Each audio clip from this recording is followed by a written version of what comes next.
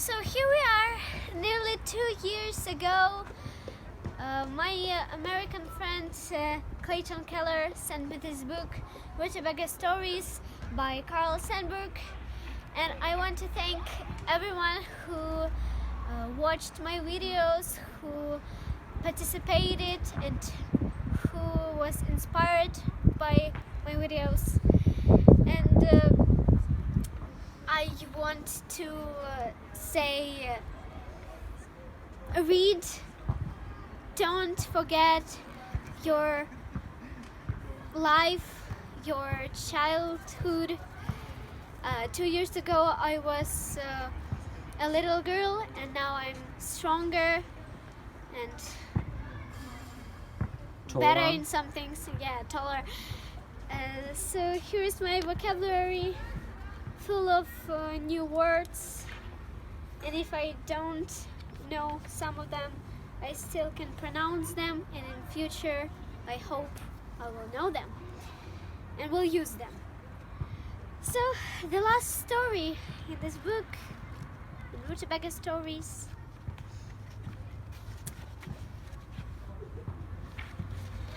how the animals lost their tails and got them back, traveling from Philadelphia to Medicine Hat. Far up in North America, near the Saskatchewan River, in the Winnipeg wheat country, not so far from the town of Moose Jaw, named for the jaw of the moose shot by a hunter there, up the blizzards and the Chinooks begin, where nobody works unless they have to, and they are nearly all have to. There stands the place known as Medicine Hat. And there on a high tower on a high hill sits the hat spotter of the weather makers. When the animals lost their tails, it was because the hat spotter of the weather makers and Medicine Hat was careless. The tails of the animals were stiff and dry because of the long while there was a dusty dry weather. Then at last came a train, and the water from the sky poured on the tails of the animals and softened them. Then the chilly chills came whistling with icy mittens, and they froze all the tails stiff. A big wind blew up and blew till all the tails of animals blew off. It was easy for the fat stub hogs with their fat stub tails, but it was not so easy for the blue fox who uses his tail to help him when he runs, when he eats, when he walks or talks, when he makes pictures or writes letters in the snow, or when he puts a snack of bacon meat with stripes of fat and learned to hide till he was it under a big rock by the river. It was easy enough for the rabbit, who has long ears and long tail, to eat all except a white thumb of cotton. But it was hard for the yellow Flongboo, who at night lights up his house in a hollow tree with his 5 yellow targe of a tail.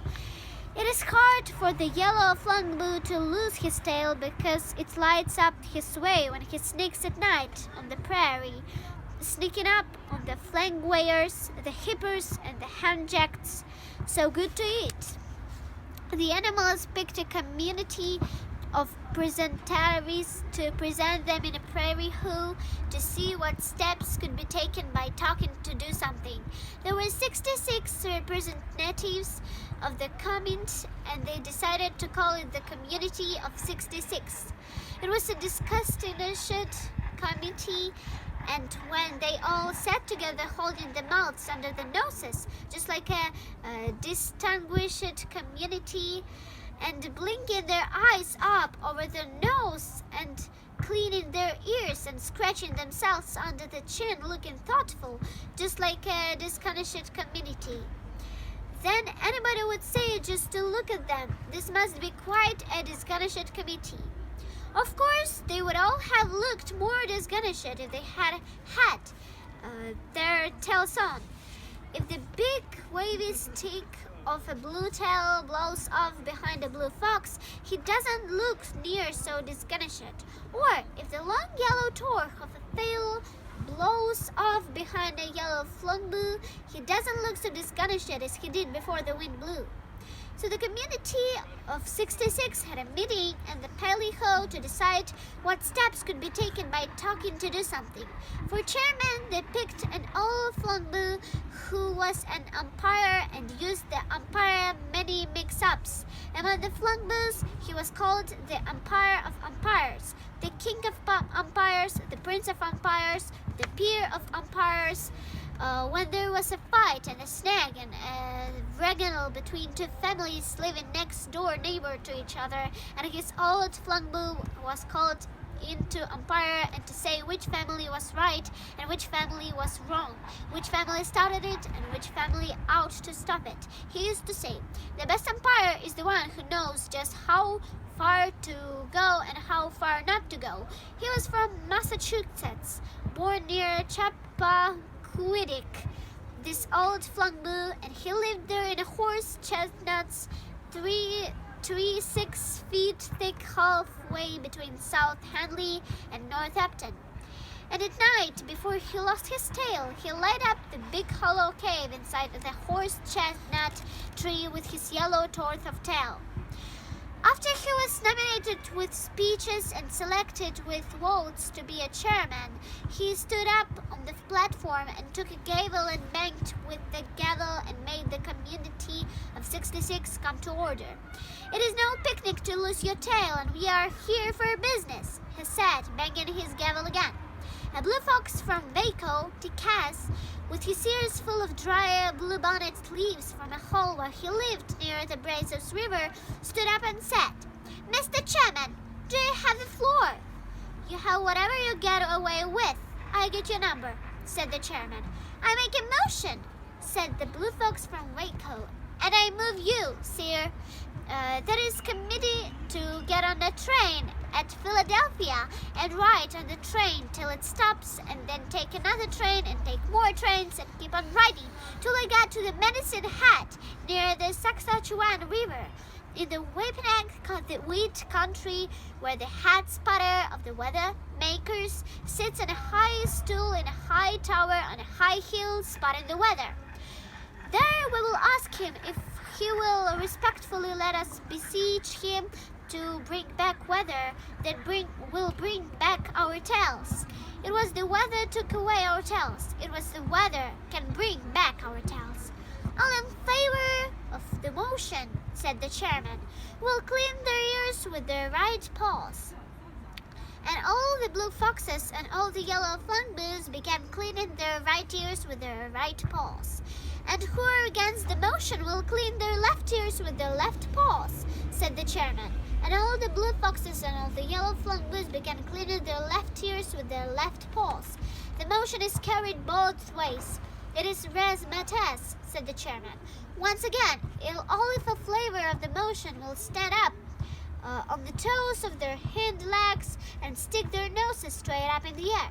And all the blue foxes and all the yellow Flongboos stood up on the toes of land hind legs and stuck their noses straight up in the air. "And now," said the chairman, "all who are against the motion will stand on the top and the apex of the hats, stick their hind legs straight up in the air, and make a noise like a woof woof." And then not of blue foxes and not one of the yellow Flongboos stood at the top and apex of his head, nor stuck his hind legs in the air, nor make a noise like a woof woof. "The motion is carried. This is no picnic," said the chairman. So the committee went to the Philadelphia to get on a train to ride on. "Would you be so kind as to tell us the way to the Union Depot?" the chairman asked a policeman. It was the first time a Flongboo ever spoke to a policeman on the streets of Philadelphia. "It pays to be polite," said the policeman.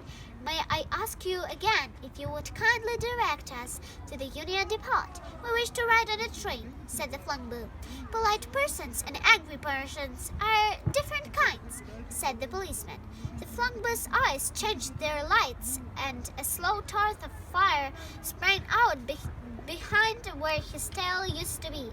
And speaking to the policeman, he said, Sir, I must inform you, publicly and respectfully, that we are the Committee of 66. We are honorable and disconsolate representatives from places your honest and ignorant geography never told you about. This committee is going to ride on the cars to Medicine Hat near the Saskatchewan River in the Winnipeg Wheat Country, where the blizzards and Chinooks begin. We have a special message, a secret event from the hat spotter of the weathermakers. I am polite friend of all respectable people. That is why I wear this star to arrest people who are not respectable, said the policeman, touching with his pointed finger the silver and nickel star fastened with a safety pin on his blue uniform coat. This is the first time ever in the history of the United States that a committee of 66 blue foxes and Flongboos have ever visited a city in the United States, inserted the Flongboo. I beg to be mistaken, finished the policeman. The Union Depot is under the clock, and he pointed to a clock nearby. I thank you for myself. I thank you for Committee of 66. I thank you for the sake of all animals in the United States who have lost their tails, finished the chairman. Over to the Philadelphia Union Depot they went, all 66, half blue foxes, half Flongboos, as they pattered pit-a-pat, each with feet and toenails, ears and hair, everything but tails, into the Philadelphia Union Depot. They had nothing to say. And yet, though they had nothing to say, the passengers in the Union Depot waiting for trains thought they had something to say and were saying it. So the passengers in the Union Depot, waiting for trains, listened. But with all their listening, the passengers never heard the blue foxes and yellow Flongboos say anything. They are saying it to each other in some strange language from where they belong, said one passenger waiting for a train. They have secrets to keep among each other and never tell us, said another passenger. We will find out all about it reading the newspapers upside down tomorrow morning, said a third passenger.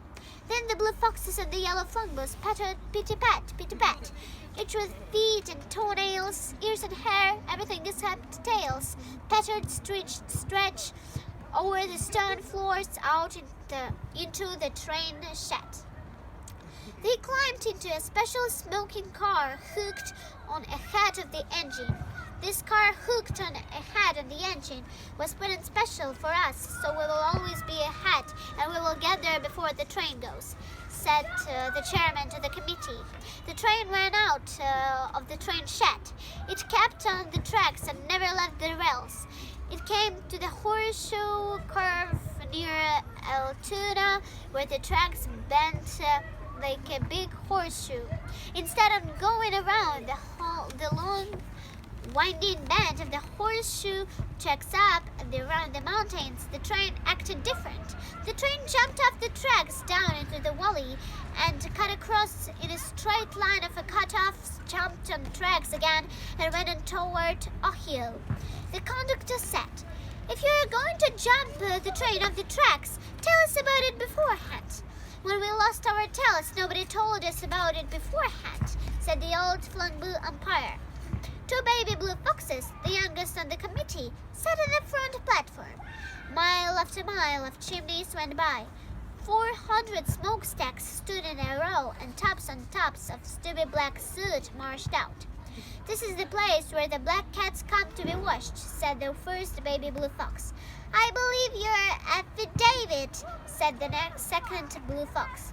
Crossing Ohio and Indiana at night, the Flongboos took off the roof of the car.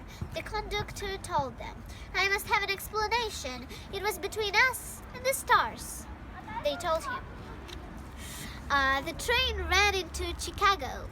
That afternoon, there were pictures upside down in the newspapers showing the blue foxes and the yellow Flongboos climbing the telephone poles, standing on the hats, eating pink ice cream with iron axes. Each blue fox and yellow Flongboo got a newspaper for himself, and each one looked long and careful upside down to see how he looked in the picture in the newspaper, climbing a telephone pole, standing on his hat, eating pink ice cream with an iron axe. Crossing Minnesota, the sky began to fill with the snow, ghosts of Minnesota snow weather. Again, the foxes and Flongboos Flongboos lifted the roof of the car, telling the conductor they would rather wreck the train than miss the big show of the snow ghosts of the first Minnesota snow weather of the winter. Some went to sleep, but the two baby blue foxes stayed up all night watching the snow ghosts and telling snow ghosts story to each other. Early in the night, the first baby blue fox said to the second, "Who are the snow ghosts? The ghosts of?"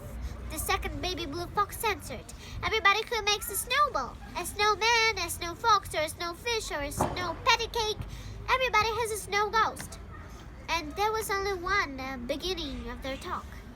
It would take a big book to tell all that the two baby foxes told each other that night about the Minnesota snow ghosts, because they sat up all night telling all stories their fathers and mothers and grandfathers and grandmothers told them, and making up new stories never heard before about where the snow ghosts go on Christmas morning and how the snow ghosts watch the new year in.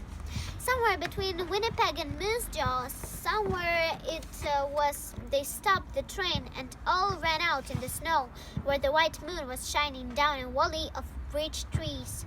It was the Snowbird Valley, where all the snowbirds of Canada come early in the winter and make their snowshoes.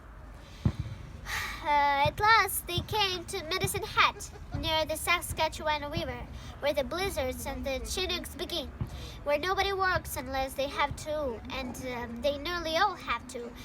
There they ran in the snow till they came back to the palace, where the head spotter of the weather makers sits on a high stool in a high tower on a high hill, watching the weather.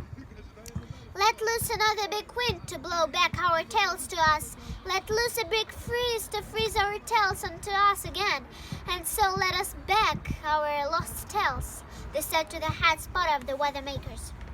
Which was just that he did, giving them exactly what they wanted. So they all went back home satisfied, the blue foxes each with a big wavy brush of a tail to help him when he runs, when he eats, when he walks or talks, when he makes pictures or rides sledges in the snow, or when he puts a snack of bacon, meat with stripes of fat, and learn to hide till he wants it under a big rock by the river. And the yellow Flongboos, each with a long yellow torch of a tail to light up his home in a hollow tree, to light up his way when he sneaks at night on the prairie, sneaking up on the flank where the Hebrew of Hangest. Carl Sandburg, 1878-1967, liked to refer himself as a hobo. Before becoming known as a poet, he worked as a milkman, an ice harvester, a dishwasher, a salesperson, a firefighter, and a journalist. He was twice awarded the Pulitzer Prize. First in 1940 for his 4-volume Abraham Lincoln, The War Years, and again in 1951 for complete poems. He wrote the Rootabaga Stories for his young daughters and the beginning of his long and distinguished literary career. So, I finished this. You can send your vocabulary notes and the book just down there. Yeah. And go yourself as well. My project where I read will continue. Of course. Yeah. So, welcome to the fun.